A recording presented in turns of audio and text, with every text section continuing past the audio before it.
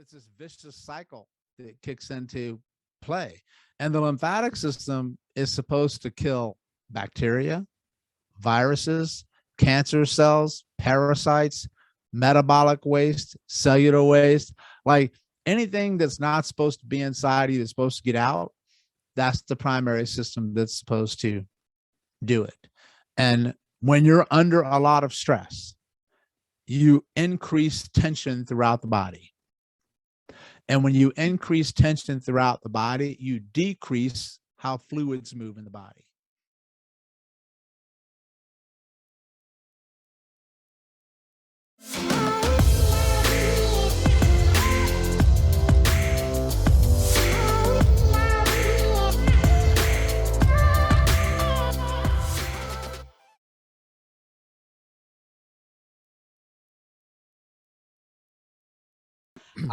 For me, what is incredible about you is the insights, the principles. So I'm obsessed, I think like you, about the principles of the body, the mind, and soul, and all that stuff, how it all works together. And I just want to set an intention. The intention right now for me is just to uncover some bodily wisdom and understand like the logic of our body, mind, and soul, and all that stuff that I would love to share with our listeners. Yeah, let's dive deep wherever you want. And, I'm okay with going through relationships of systems or parts or whatever, stuff like that. Yeah, I'm good. I like the topics. Yeah, nice. So, but let's start with stop chasing pain. So, yeah, obviously pain is one of your main themes. Maybe it's there where you come from. So, and the first obvious question is, why is pain your starting point? But, and why stop chasing pain and not not the other way around. So what about why stop chasing pain here? Yeah, that's a great question. Well, it started years ago for me where I honestly kind of got tired of just treating where people were pointing, like it hurts here. Can you do something to help me? And sometimes that does, right? I mean, it's great when you can just do a treatment to an area that hurts and it goes away. But then you have to realize, well, who is actually doing the healing there? Right? Because it's the body that's doing it. You're just helping it along, hopefully with the techniques that you're doing. But I was always like, why does this stuff keep coming back? Why does that area keep having pain? So there's a couple of reasons. One, there might be some significant damage to some tissues in there, but the more we're learning about pain is that there's no correlation between the amount of damage to tissue and the level of pain that someone feels, like zero. What that means is that somebody can have a lot of damage to, say, your shoulder, maybe a lot of arthritis or wear and tear or tears in a rotator cuff, and they get all the MRIs and pictures and they're like, well, thanks for the info. Can I go play and throw the ball now? Because I don't feel any pain at all. And you're like, what? That doesn't make any sense. And then I got somebody that can't move their shoulder and they're screaming in pain and nothing shows up on an X-ray or an MRI or whatever test you want to do. And you're like, how in the world is that possible? Because now they know that pain is all in the brain. It's a subjective thing, which means it's different for everybody, and it's all based on perception, which has a lot to do with your whole life story up to that moment that whatever body part you have began to hurt. And then you have to put it into context of, well, how did the pain arise? Was it traumatic, where I punched you in the shoulder? Well, that's easy. A plus B equals C, right? So you treat the shoulder because I had trauma to it, but then most people have pain on something that just showed up one day. Yesterday, my shoulder didn't hurt. Now today, I can't move it. What's up with that? You have to go about treating those completely differently. So you'll start with the shoulder, more so because the person expects me to start with the shoulder. So it validates that I'm listening to where they're pointing, right? But what's taken the world out today is chronic pain, where more people are suffering from chronic pain than ever before. We've got more technology than ever before, more drugs than ever before, more therapy than ever before, and the numbers are going up, not down. So whatever we're doing, it ain't working. And that's a model that you need to step back from and say, maybe the way I'm approaching this is completely different. First of all, maybe you should stop treating where it hurts only. That's a good start. That's what I mean by chasing. Chasing means that wherever somebody points is the spot I chase to next. And all those, pain is not a bad thing. Pain is a signal that your body is asking you and requesting for you to help it or change something. So my definition of pain is a request for change. And people say, change what? And I'm like, yes is the answer. I don't know what it is. I just know maybe you should change the way that you're looking at pain. That's a good one. Or how you're thinking about pain. Not pain as punishment, but pain as a signal of protection, because it's always a form of protection, because it's going to prevent you from doing something that can maybe make your life worse, or it gives you the catalyst to look for answers on what you might need to change, right? So for me, treating where it hurts is easy. You just do a billion different things to it, because if you get the right thing, it might work. But I've learned a lesson over the years is it's never just one spot. There's always more than one, and things add up over the course of someone's life. And then here's the part that overwhelms everybody, because the pain could be coming from anywhere and anything. And then you go to yourself, oh my God, that's so overwhelming. Where do I start? And I learned long ago that nothing is more terrifying than the idea of unlimited possibilities. Well, guess what? That's what it is when somebody walks into your office and they have to start with their life story. If that overwhelms you, you need to do two things. You need to get out of the business because it's not right for you, or you need to hunker down and learn and keep at it and start to think bigger and more global. So I know I'm giving you a long answer, but that's a powerful question, because pain changes based on the individual that I'm treating. Like, who walked in to ask me for help? So what I mean by that is this: I can have, let's say, person A, and they point and say their shoulder hurts. And then patient B walks in and say their shoulder hurts. I can't treat the shoulders the same, or I shouldn't treat the shoulders the same, because they're not the same shoulder. If you look at it from an anatomical standpoint, you'll say they are. And I'm saying, well, I don't agree with that at all, because the shoulder changes based on the human being that's been carrying it around its entire life, their awareness of their shoulder and their whole body and their mindset. So all of that has to come into play. And that's one of the reasons why therapies fail, is because somebody just goes to, what do I do for shoulder pain sheet that I learned in a class, or, this doctor used it on their patient, so it's got to work for mine. It doesn't have to do anything. Well, you may do it and you're like, it made a person worse. Okay, well, then first of all, that means you need to step back and expand the way that you think, and then start to say to yourself, well, maybe it's not the shoulder. Where do I go next? And in my world, I'm like, okay, well, maybe you should check the opposite shoulder, because they do work as a functional pair. When you move one, the other one has to let the other one move, and they always talk to each other. But I also say to myself, the brain doesn't even know what the hell a shoulder is. I mean, a shoulder is what you named it. Yep, the body is just what it is. It's one functional unit where everything talks to each other. So here's the thing with my journey, man. When I first started to look outside the side of pain for answers, it blew my mind, because there were places that I could work that helped the shoulder that wasn't the shoulder. And when I first started this, one of the big correlations for the shoulder is, one, well, you should always look at the neck when your shoulder hurts, because neck issues are shoulder issues. And then maybe you should look at your elbow, because that's also part of the shoulder, or your wrist, or your fingers in your hand, because that controls how you grip something and how strong your grip is. So I was looking at more on the same side. And then I started to expand and say, you know what? Maybe it's going to be related to the opposite side hip. So left shoulder relates to right hip, because they communicate with each other through what's called reciprocal patterning. That's how you can walk. When you swing your right leg, you swing your left arm usually in the same direction. And then I'm like, wow, if the right hip doesn't move well, maybe the left shoulder is going to have to work a little bit more to make up for that. And then the shoulder is going to be screaming, even though the problem's the hip. And then it just became so much more fun to look at things. And then I would go down to the feet, But here's the thing. I was still stuck in a certain mindset. I was only looking at the musculoskeletal system, or as they say in Australia, the musculoskeletal system, which I love the way that they say that. So I was still stuck in a box. I was making great progress, but then I said, you know what? What about all the other systems of the body? My cardiovascular system, my lymphatic system, my emotional system, my immune system, because all of these systems are part of the picture. They work together.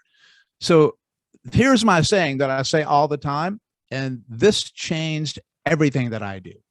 And whatever we talk about today is going to come down to this fundamental premise, and then I'm going to stop talking. No system in the body ever works alone. It never gets injured alone, and it never heals alone. There is no such thing as an isolated injury in the body, and there is no such thing as isolated healing. It's all or nothing. I love that, yeah.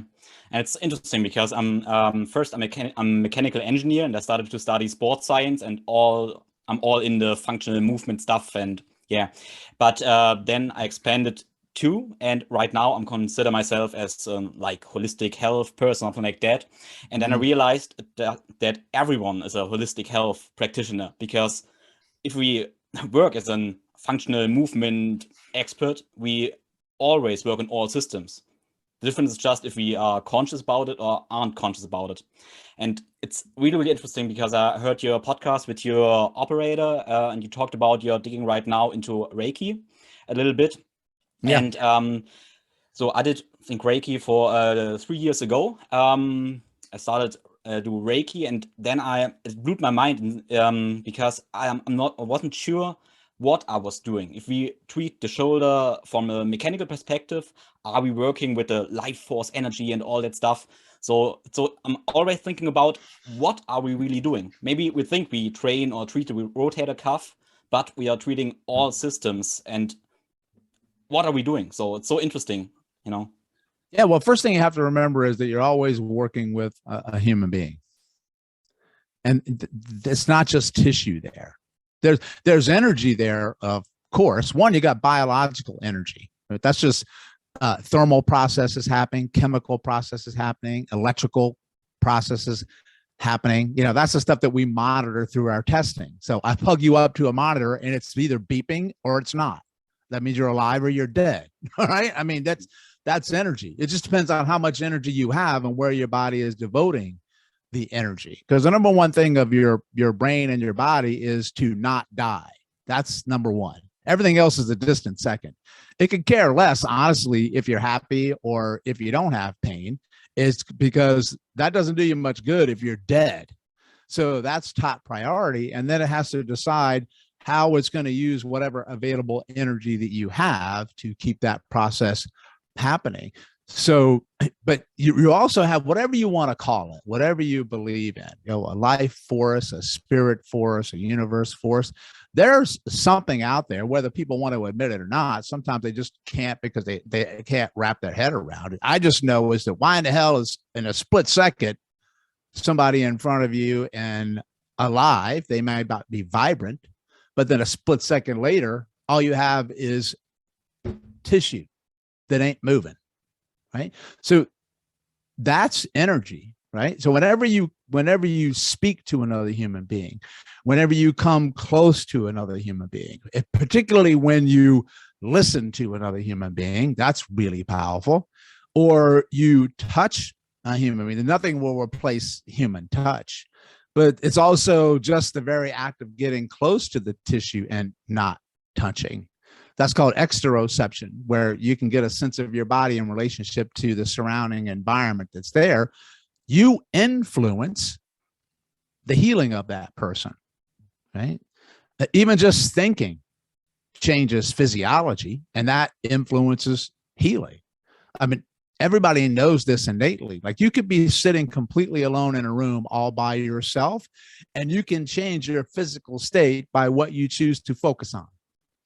Like, if I want to go back and focus on somebody that posted something nasty about me on Twitter or whatever, you're going to go into that sympathetic dominant fight or flight response, and you're going to get all worked up, and your cortisol goes up, your breathing's going to change, you may start to sweat, and then you may notice that you get immune system reactions or stuff hurts more.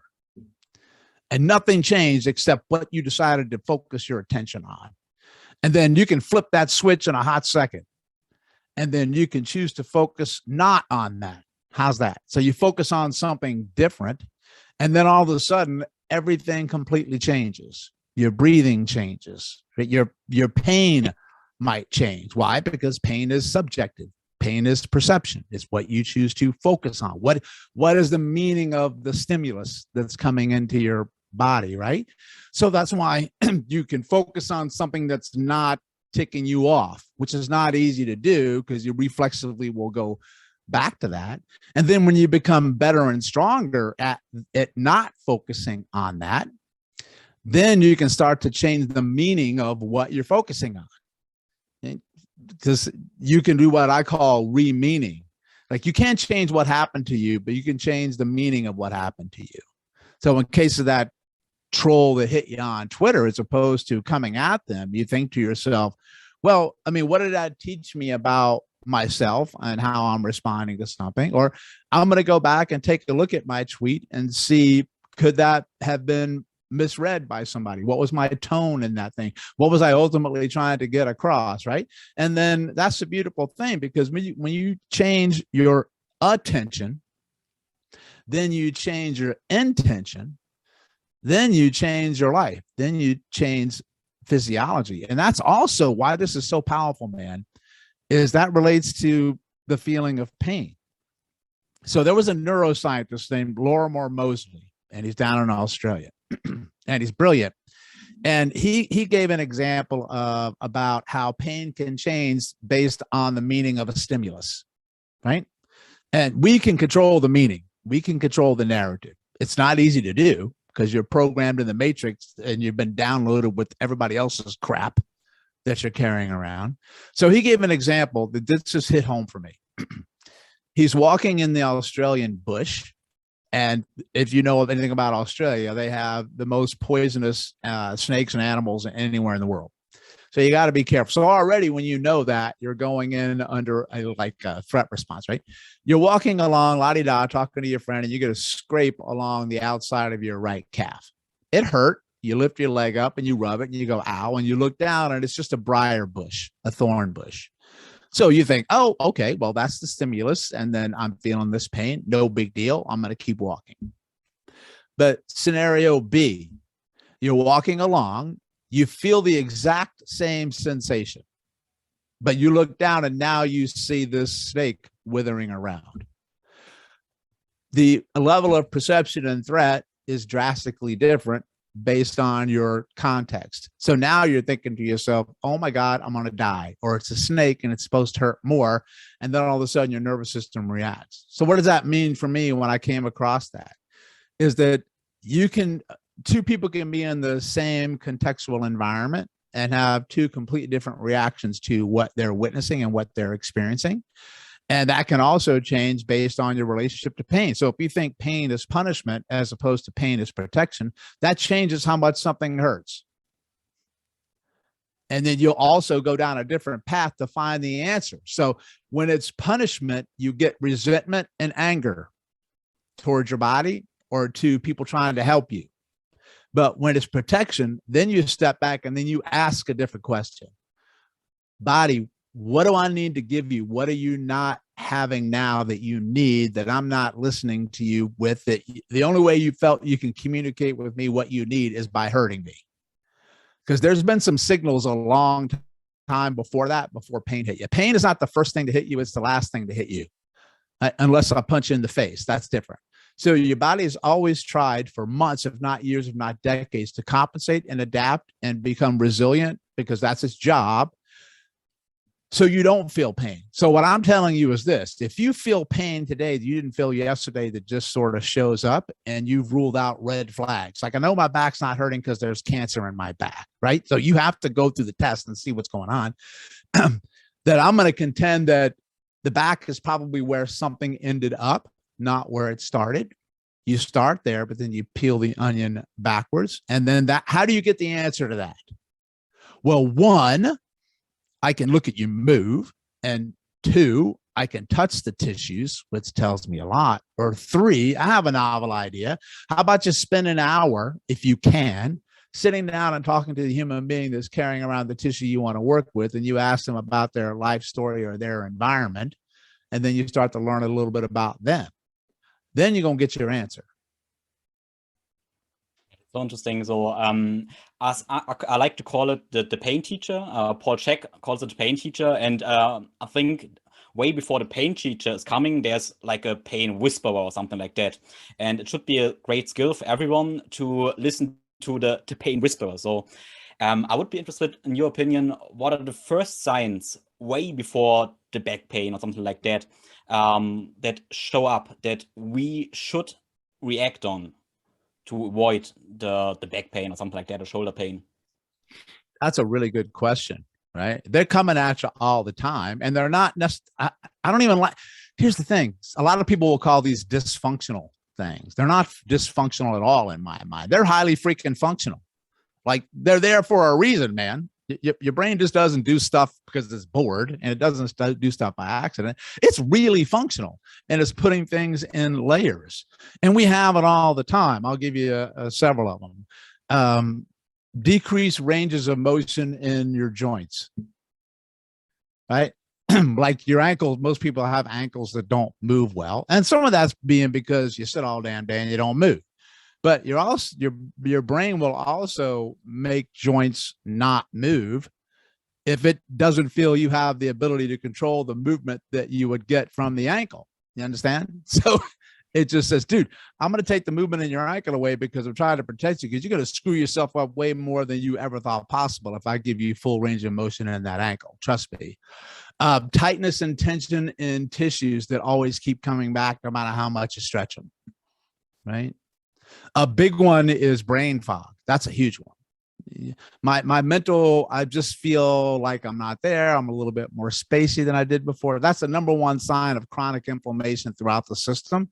And an overload in your nervous system is brain fog, because your neurons can't wire and fire together, right? Another one is the inability to balance and stand on one leg for 20 seconds without feeling like you're going to fall over. So balance testing is one of the number one things that I do to get a peek into how well your body can control itself against the outside world and this lovely thing that's always coming down on you called gravity. That's relentless. Gravity is a really good teacher. It's also a great way to develop strength. That's why calisthenics and body weight stuff and ground-based work can really make you a lot stronger, because it takes an enormous amount of strength to control your body mass against gravity. We just seem to forget that over time, right? So to me, the signs are the subtle symptoms of stuff that you're getting before you have pain, or it's the pain that you get that goes away, or you say maybe it'll go away and it does. And what that means is this, that your body's doing its job to try to adapt and recover to help the pain go away. But if it keeps coming back, that's the signal that the overload is happening. And eventually it'll reach a point where it doesn't go away. And that's the body saying, okay, I've tried to send you all of these very subtle signals that you chose to ignore, or better yet, you chose to smother, which means that you put all the ointments, you put all the creams, you put all the gels, and you took all the drugs and all the shots. You even went so far as to go to somebody and have them cut pieces of me out. That ain't the answer, right? So you have to look deeper and different. And so here's the thing. It's just the awareness that these are the signals that you should be paying attention to. But they're also normal too, because you're supposed to have those things. You're supposed to get sick and you're supposed to get inflammation. But here's the thing. It's supposed to go away. And then it can come back, but it's not supposed to stay there. That's chronic. And it's not supposed to be coming back all the damn time. So that in and of itself is telling you you need to step back and hit a reset button of where to begin. And the number one place that I begin is just to try to change how you're looking at what these signals mean. But two, just decreasing your overall stress level in your life, because they're finding that incessant, never-ending stress is the number one cause of chronic disease because you're breaking yourself down. So here's my question. What causes stress? Well, life does. As soon as you're popped out of your mom, you got stress right there from the get-go. It's never going to stop. Where you have the power is to be able to change or expand what stresses you out. Right? That's the choice. And it's not easy to do. First of all, you can't change something until you become aware of it. Right? Because stuff changes all the time, but if you want to have a role in it, you have to become aware of it. So awareness is the first step towards change. So that's one of the first places that I begin when I work with people in chronic pain. Is I'm always going to treat where it hurts, because I'm going to validate it and make you feel a little bit more relaxed. And I may treat it with things that you never had before. But then I'm going to dive deeper. And in my world, I look for, let's see how I can explain this so it makes sense. I do what's called an awareness exam, where one, I'm going to listen to you, but two, I'm going to actually use my hands, which is a lost art in healthcare today because nobody does it. And I'm going to look. So let's say you come in and your right shoulder hurts. Right? That's easy because you point to it. And then my friend Gray Cook says the patient already knows where it hurts. Medicine just gives it a big fancy Latin name. So finding this ain't hard. What I look for is another place on your body that hurts more, if not more, than your shoulder that you didn't know about. Because your brain can only pay attention to one pain at a time. And it's the one that's screaming the loudest. But the one that's screaming the loudest doesn't mean that's the most important one at all. So a lot of times, for instance, I'll go and check the abdomen or the sternum, the rib cage in the front. Now, they didn't come in complaining of pain there. But when I do the awareness exam, which means this, I press my fingers there and rub and see if it hurts. That's the awareness exam. And then most people will say, oh my goodness, I can't believe how much that hurt. I had no idea. And here's the thing. You've always had an idea. You just didn't consciously know that it was there. Subconsciously, your brain has always known it's there. So your brain has been having to move around that stimulus that you haven't been feeling 24/7 for who knows how long. So your brain is always dealing with data that you don't know about. It's trying to deal with all this input so you don't have to, because if you had to concentrate on everything coming into your brain at once, your head would explode in 3 seconds. You just couldn't do it, right? And that's the difference between the subconscious mind and the conscious mind. So you have the estimates now are that about 10% of your brain is devoted consciously towards movement. That means that 10% of your brain is devoted to controlling how you move, which is basically what? Your habits and your behaviors and your freaking life, right? And then I'm like, okay, well, what's the other 90%? The other 90% is the subconscious part. That's the part that's taking in all the information and is influencing the 10% that you think you're controlling, but you're not. It's the 90% that's controlling it. So I thought to myself, if most of my life is being driven in the background without me knowing it, why in the hell am I focusing just on the 10%? Maybe I should go after the 90%. But let's cycle back to what I already said before. You can't change something until you become aware of it. You understand? So how do you become aware of those other painful body parts? I just told you, in my world, the awareness exam, and I'm going to press on them. So what that means, if I wrap this all up, is that your right shoulder hurts, but then I do my awareness exam and your abdomen and your sternum hurt just as much as your shoulder. I have to make you aware of those first. Then I have to also treat those at the same time. And then what happens is this: people say, Doc, I don't know if this is crazy or if it's all in my head. First of all, it's always in your head. My right shoulder feels better because you were going after the pain that somebody didn't know about. So what I say to my people is that we go after the pain that you don't know about to help the pain that won't leave you alone. That's what that means. Did you follow? Did all that make sense? Absolutely. It makes absolutely sense. And I love that. And for me, consciousness and body awareness is absolute the foundation. And what I'm often doing, because I'm not a physical therapist, or I'm not touching that much people because I'm teaching workshops, something like that. And but what I love is something like body scans and this other awareness drills. And what I often realize is if people just lay down and scan their body, like a body scan, something like that, after that, they know what to do. They just know it. And it's like, what the fuck? It's, yeah, I know what to do. I love that, see this body, the wisdom of the body, because they know, but they forgot that they know. Yeah. Yeah. So any person can practice more awareness by just deciding to. Right. Yeah. So one of the things that they teach you a lot when you begin to get into some of the healing arts or yoga or meditation or movements when you work with body codes teachers is that we've got so much noise around us all the time. I mean, we're surrounded by so much stimulus all the time, and from the sounds to the light to the phone to your own mind, because you're really never in the moment. You're thinking about something in the past, and that's stressing you out. Or more often, you're thinking about what's coming next, which is influencing the moment that you're in. But one of my friends, Bo Lotto, says is that your now is your future past. So you might want to focus on this moment because that's the next moment.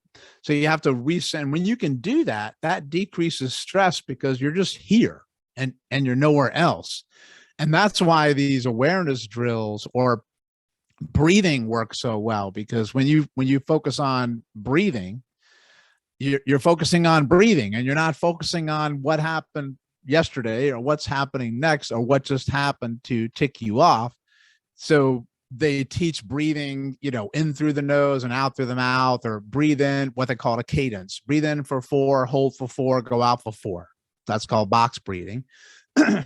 And so that's great because what happens is that you're intentionally focusing on the math and where you're breathing from, which pulls you, out of the matrix, like you're back in. You just woke up, for instance. But a great drill that they used to teach, or they still teach in the Feldenkrais method, some people may know Moshe Feldenkrais, was just taking a moment, going into a quiet space, which sometimes is enough to drive people bananas because people don't like to be alone. You lie down on the ground, shoes off, comfortable, and you make sure your head is comfortable. I just want you to lie there, start to breathe in through your nose and out through your mouth. And then you pay attention to pressure, first of all. Do you feel more pressure in your left foot going into the ground than your right foot? How about your left hip compared to your right hip? Where do you notice tension? And then you focus, how does my left pinky feel compared to my right pinky? So what happens is that you're just taking a moment to say hi to areas that you probably haven't paid attention to in a long time. And your pinky is like, this is awesome, man. I mean, thanks for coming by to say hi. Nobody ever pays attention to me, and they should, because the pinky is actually the most strong part of your hand, even more so than your thumb, but people don't realize that. But then you start to become and feeling areas that you really never noticed before. And then you just focus in on those areas, and you start to have a little bit of a conversation with that region. Then the next thing you know is everything starts to relax a little bit, right? And that's not hard to do. Well, it is hard to do, honestly, because most people, when they get into that situation, the mind starts racing again. They call it the monkey mind. You're focusing on your pinky, and the next thing you know, I got this 5-page thing to do tomorrow, and that comes on in, and you just let it. It's going to happen. And I tell people, listen, you're going to really suck at this stuff when you first start, but that's the only way you're going to get good. Is just keep going back, and you do little and often over the long haul. Maybe you're only going to make 60 seconds, but guess what? That was 60 seconds more than you had before you started. So that's a check the win box right there. Right? Yes. What I will always tell people is that they don't have to do it forever. So I think the body scan stuff I started maybe 5 or 6 years ago. I did it for maybe 30 days, something like that, like a challenge for 10 minutes. And afterwards, I didn't need it anymore because I was aware. So, and that's nice to have this. For me, it's like a tool. It's like meditation. Meditation for me is observing mind and don't react that fast. So, but if I have enough practice, I have this tool in my toolbox, and I don't need to practice it anymore. I think that's I like this message for people. They don't have to do it for their whole life, but they have to develop the skill, I think. Yes, I love that. That's such a great form of awareness that you have there, because here's the thing is that so many people get stressed about having to do things to decrease their stress. You understand? Like it's like, oh my God, I have to do this. First of all, you don't have to do anything, right? You change that mindset. You can choose to do that, and you can choose to do it for as long as you want to. But we fall back into the mentality that gave us stress in our recovery, which means we think it has to be more. We think it has to be forever. And it could just be what they call the minimum effective dose for you. It doesn't have to be too much, too little, be just right. And whatever that is for you, but we fall into, I get this all the time, man. When I give somebody an exercise or I post something up, the question's always the same. How many times do I have to do it? How long do I have to do it? How many sets do I have to do it? How much pressure do I have to put? And my answer is always the same. Yes. Which means I want you to pick a number and start there and see how you feel and pay attention to the feedback and realize that regimented work like that is not how the brain is designed. The brain likes to have variation, variability, and variety. Those are called the 3 V's by my good friend Joanne Elphinston, a very brilliant physical therapist. And that encompasses a word, novelty. Another word for novelty is different. So how about today you do 10 because you felt like doing 10? How about tomorrow because you're like, I'd like to do it 20, and you just do that. And we need for people, part of the things that causes pain for people is sometimes the fear of moving because it can cause more pain, right? Or maybe you have pain and you're scared to move. Which one is it? It's always both together. But if I'm instilling that you have to do this many reps and this specific technique, and you have to have your pelvis at neutral and your shoulder socket at a 30-degree torque, and if you don't, it's not going to work. Bullshit. Every movement can be functional if you pay attention while you're doing it, because then you're going to change how the brain wires and fires based on your awareness. And another word for that is called play. It's exploration. So I hate the word corrective exercise. I hate the word functional exercise, right? I like the word exploration. And so just change the damn words you're using changes physiology. Words change physiology. And you know it because somebody can say one word to you and they set you off and you're in a stress response. And it's not even the word. It can be how they said the word, the tone of the word, the pitch of the word, the words that you say to yourself. So language to me is your sixth sense. And you got to be careful how you're talking to yourself, because you're talking to yourself all damn day.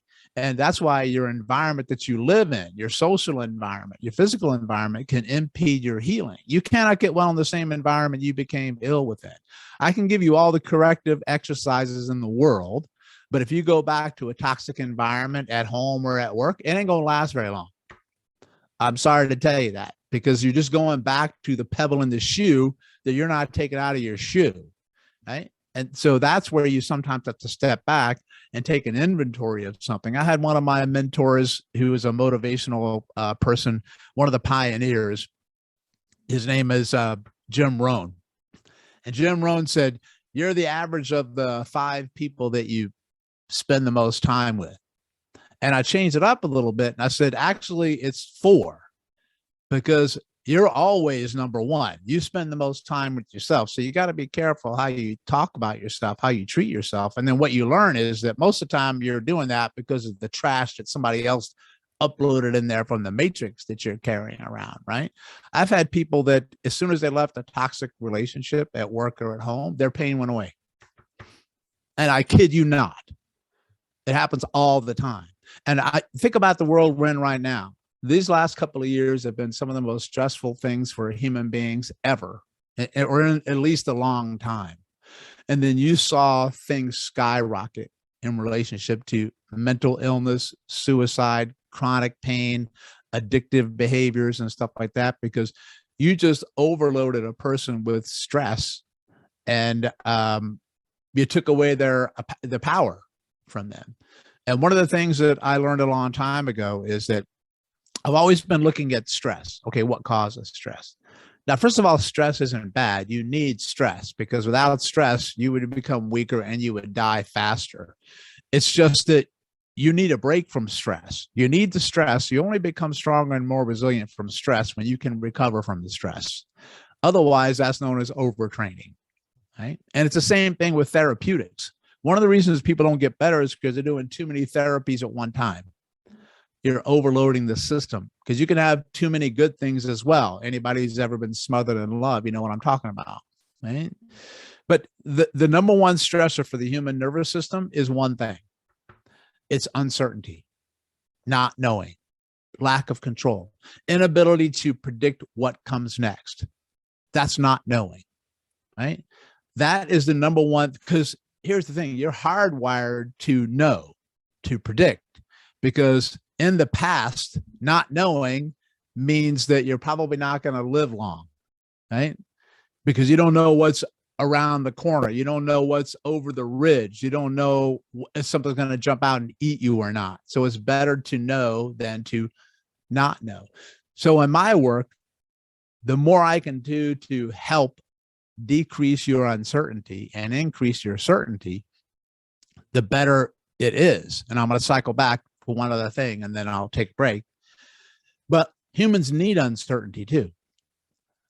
Because if everything was certain, that would be really boring, right? There's just no life to it. So we crave uncertainty, but we're scared to death of it at the same time. So what do you do about that? Like, how the hell do you work around that? Well, nature already gave you the answer, right? We crave uncertainty. I'm going to say this twice.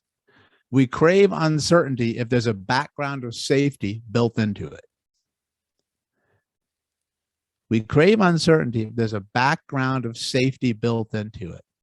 Well, nature already gave you that formula. It's called play. Because play is inherently about uncertainty. You don't know whether somebody's going to zig or going to zag. That's tag, right? You don't know how the football game's going to play out, but there's a background of safety with it because everybody is playing, having that mindset. So when I go into rehab, I don't consider it rehab. I consider it play and exploration. And God forbid you have a little fun at the same time. Like, just because you make something fun and laugh when you're doing it in pain and in medicine doesn't mean that you're not good at what you do. It really means that you understand human behavior and how healing works. And just because you have a white coat and you're super serious doesn't mean, first of all, you have any clue about what you're doing, but there's no correlation between appearing to be serious and actually being good at what you do. That resonates pretty much. Yeah, it's really, really interesting. What's in my mind is right now, so everything is uncertain. So that's like the world is in one way. There will be chaos. It's okay. And for me, it's a lot about trust. So trusting in the uncertainty, and that's like when I'm embraced the uncertainty, when I've trust, and that's like you said. Yeah, there are so much words we can call talk about the first chakra or something like that, or all this trust. So that's how we can, yeah, predict the uncertainty. That's in my mind right now. And just another point. What was in my mind a couple of minutes before, you talked about the self talk, and that's so interesting for me because if I'm screaming at others, I don't do that. But if I would scream on others, they would be hurt and would be horrible. I would never do that. But on my to myself, so my speech to myself is sometimes so bad. So yeah, I'm hurting myself this way. And my girlfriend says, you would never say that to me, but to yourself, you talk this way. That's crazy sometimes, and that's like, yeah, I'm hurting myself on a physical plane too. Yeah, that's interesting. Yeah, you're 100% right there. If you step back and you think, how would another person react if I uttered these words to them? It probably wouldn't work out very well, right? But we do that to ourselves so often, and you don't even notice it anymore because your brain is always establishing a new normality because it's designed to adapt. So your trash talk, you don't hear it, but everybody else can hear it, right? Especially when you start to talk, and you become numb to it. It's like the fish in water who goes, "What do you mean water? I don't know. I've never seen water before." Well, you're living in it, right? So it's the awareness part that's there. The self-talk is huge, and once you become aware of that, it's a big step, but it's very difficult to change it because you'll fall back into it not knowing that it's there, and it's just beginning to know the pattern and then be able to. I don't necessarily like to use the word change anymore. I like to use the word expand because sometimes the word change causes a lot of pushback or resistance or fear that way. And sometimes the body that is not ready to change, but maybe it's ready to expand, but still hold on to some things that are there to protect you. So I find that in the emotional world a lot is that the body holds on to protective behaviors to protect you from something that could be far worse, right? And a lot of our emotional reactions are protective responses. And if you go in there and I call it scaffolding, where it's holding you together. And whatever it is, even though you don't like it, your body's doing it because at one point it was useful to do so. Like it needed it to get you through something at some point in time. It may not be the most useful thing for it to do right now, but it keeps going back to it because it was useful the first time it did it. So it just goes back to it. That's called your habits and your behaviors. And but if you strip away somebody's scaffolding all at one time, that's terrifying. Like if you have them change things, so you have to pivot them to something, and you have to have say you can still do it, but how about we expand one step this way, and it's a little bit less threatening, right? And then my friend Bo Lotto gave another quote that stood out to me is that if you're trying to go, so let's think about this. I'll say what it is, and then I'll put it in relationship to stuff we've been talking about. Let's say you're trying to go from point A to point B. So that's where you are to whatever goal that you have. You don't have to go right to B on the first step, right? Because that's a big step for a lot of people. You only have to go from A to not A, which means that I just want you to move off of where you are now. And then you say, move which way? I don't care. I just need you to take a step off of there. And because that's different. And then what if people say, what if it's the wrong step? I'm like, well, the only way you're going to know is actually take it. And then if you take it and it's the wrong step, then you'll know quick, fast, and in a hurry. And then you step up. It's called the path of not here. It's not there. Well, then it's got to be somewhere else. And the next thing you know, you'll probably end up at B because you did a lot of little next step A's. But you also may discover that you don't want B anymore after you took your foot off A. Maybe you're going to end up on the letter Y. It could be somewhere completely different, but you begin to expand your scope of possibilities because you move from where you are. That's why it doesn't take a lot, like you said before. It's just a little thing for a little period of time. And that's how the body works. And I'm going to cycle this back to the systems talk that we were doing about no system ever works alone, is that humans have this belief that in order to make a big change, you have to have a big event to do it. That's not how the body works.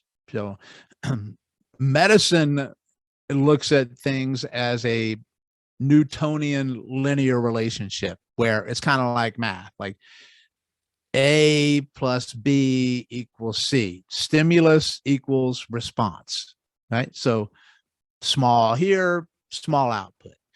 That's not how physiology works or complex systems work. So this is from something called complex systems theory. You know this if you're an engineer. But and that's how physiology works. What that means is that you can have a small input in the beginning that can have an unexpected, ginormous tsunami-sized response on the back end, right? And you're like, oh my God, how did that happen? That's non-linear. So small can be huge. That, for instance, that might be the pebble in the shoe that throws everything off and then you can't walk, but it's just a pebble. But it also works the other way. You can have huge stuff on the front end. That's where I crush you with 500 therapies on your first visit or something, right? And I do too many things to you, and then your result is nothing. It's small. So it goes both ways. And that's what makes my work with working with the system so powerful, because what if you're always working each system, but what if you're going after the wrong system or the wrong part of the system? So what I mean by that is that if your right shoulder hurts, you may be focusing on your right shoulder or your musculoskeletal system, but maybe that's the time that I will venture down into your abdomen and change blood flow in your abdomen, but also change the tightness and tension that you have in your abdomen because you've been under so much stress that you are tense and tight everywhere. And I do one small thing there, and then the shoulder completely changes, right? Because what I'm looking for is how the systems are functioning in a different area or a different relationship. Or it could be this person's gone through 6 months of physical therapy and all these sorts of things and not feeling any better. And then all of a sudden, all you do is sit down with them and spend 30 minutes with them, and you let them talk and you listen to them talk, and you just put your hand on their shoulder or their back and you give them a little bit of empathy, and then all of a sudden they feel better than they felt in 6 months. That's the kind of stuff I'm talking about. Yeah, I love it. Yeah, I think the musculoskeletal system is we work on this since a lot of years, and in the last years the central nervous system is all in the fitness and health world too. But what are the other systems? I want to hear about the lymphatic system. I think that's a new one for a couple of people. And what are the other systems? What do you think are the big bangs for small bucks? What systems are neglected? Yeah, that's a great question. So I love it that people are starting to get a little bit more into the central nervous system, a little bit more with neurology and neuroscience and the brain. That's sort of important, right? But the brain the nervous system functions intricately with all the other systems, but particularly your immune system. It's called the neuroimmune response. You can't have one without the other, because when you go into a stress response, we would say they call it a sympathetic nervous system response, the fight or flight response. That's a little bit more of your autonomic nervous system. So your autonomic nervous system is the one, autonomic being the word, that's the one that's driving in the background all the time. That's why it's really important. That's your sympathetic nervous system, which is your survival response. That's always locked in. Then you have your opposite parasympathetic nervous system. That's the one that takes you out of the sympathetic system so you can heal. And then you have your enteric nervous system, which is your gut brain. So that's why working with your gut can help your brain and your pain, right? So those are big ones. You could call that sympathetic dominant. And then you have your immune system. So whenever you're under stress, your brain thinks that you're going to get injured because it thinks that you're on a flight response. So it's anticipating damage or injury to the body somehow. And when it does that, it kicks in the immune system. And that's your inflammation response. So if you're always stuck in fight or flight mode, you're always stuck in inflammation mode.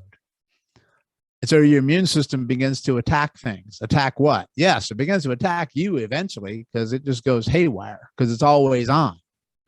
But a big part of your immune system is your gut. 70 to 80% of your immune system lives in your gut. I'm going to say that again. 70 to 80% of your immune system lives in your gut. So in my world, if you got an inflammation problem or an immune system problem, you got a gut problem. There's no if, it's just yes and how much, right? So working with the gut is a big one, but then you have to say, okay, well, what's another big part of my immune system? Well, a huge one that nobody ever talks about is the lymphatic system.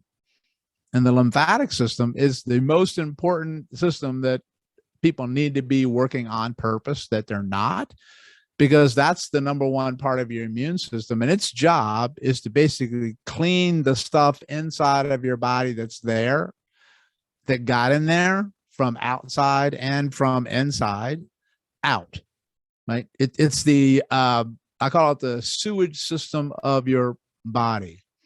So, if you're in your house and you use the toilet and you put waste in there, you flush the toilet and hopefully it goes out of your house and it goes to the street and no big deal. Well, that's what the lymphatic system does. If it works good, then all the waste goes out. If it doesn't work good, it's just like your toilet gets backed up, your body gets backed up, and the next thing you know, you're living in your own sewage. And that never works out well, because then your body kicks off more inflammation because you're living in sewage. You follow? So that it's this vicious cycle that kicks into play. And the lymphatic system is supposed to kill bacteria, viruses, cancer cells, parasites, metabolic waste, cellular waste, like anything that's not supposed to be inside you, that's supposed to get out. That's the primary system that's supposed to do it. And when you're under a lot of stress, you increase tension throughout the body. And when you increase tension throughout the body, you decrease how fluids move in the body, because you tighten down the pipes that everything is flowing through. And then people say, what fluid? Well, your blood going into tissue, which are your arteries, and then the stuff going away from the tissue, which are your veins. So you decrease blood flow overall when you're under chronic stress. Those also travel with lymphatics. So you decrease lymph flow. Then you clamp down on the nerves that are traveling with all of those at the same time. And I equate it to this. It's like having in nature, if you go out and you see this stagnant puddle or pond where nothing's moving in there, that's where you get all this sludge and bacteria and toxins. And then even the animals know, don't drink from that, man, because you won't get sick. You want the water that's flowing, that's moving, because movement is life. And that's the same thing with lymphatics. That's why movement overall is such a key thing for us as humans, to move those fluids and then decrease that stress and move more of yourself more often, more ways, more environments. That's what I tell people. It's called my core 4 for them to do that. But if you can start to work that system with intention and attention, which is what we teach people, because most people are like, lymph what? I had no idea, right? And then they say, oh my God, I can't tell you how much better I feel overall and how much my pain feels better, because pain is correlated to inflammation. So the more inflammation you have, the more likely it is that you're going to experience a signal of pain to the body. And then let me give you a guess. What do you think the number one system is that's designed to reduce and eliminate inflammation? The lymphatic system. So if you don't, I'll tell people this, if you don't own that, there's no way you're going to get to where you could be. It's not possible. It's just not possible. And then I always tell people, well, how do you take care of it? That's a great answer, a question, but the first part is awareness, because you can't change something until you become aware of it, right? So then it's like, holy crap, maybe I should look into this lymphatic stuff. That's a little bit important. I'm like, yeah, you should. I mean, that's what we teach people. And then you'll have a much better sense of body awareness too, because when you work the lymphatic system, you're going to be stimulating areas of your body that need a lot of attention. Yeah, of feedback and sensation and stuff like that. So do I have a few more minutes to explain this one?